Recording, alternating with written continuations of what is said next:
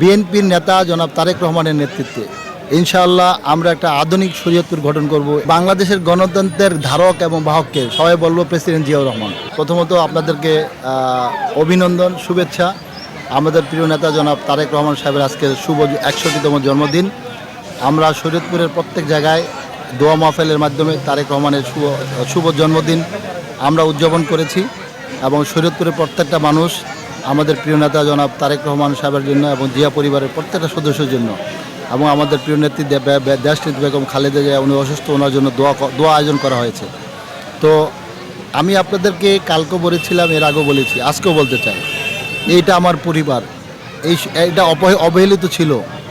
আপনারা সারা জেলায় যেইভাবে মানুষ একটা আশাহত অবস্থায় ছিল, আমি কালকেও বলেছি, আজকেও বলতেছি, এখন সেখান থেকে মানুষ নতুন করে বেঁচে আশার আলো দেখছে বিদায় আজকে সব জায়গায় আনন্দের জোয়ার, শুধু আনন্দ আর আনন্দ।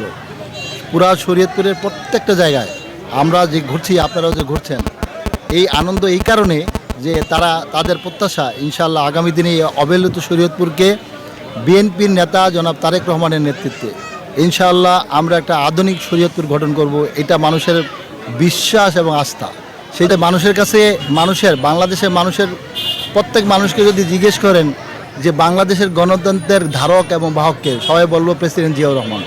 সুতরাং যেহেতু এদেশে বাংলাদেশের গণতন্ত্র পুনরুদ্ধার করেছেন প্রেসিডেন্ট জিয়াউর রহমান, আর সেই দল হচ্ছে বিএনপি, সুতরাং এখানে বিএনপির কাছে মানুষ গণতন্ত্রের গ্যারান্টি চান না। কারণ কি, প্রমাণিত যে বিএনপি গণতান্ত্রিক দল, গণতন্ত্রকে বিশ্বাস করে।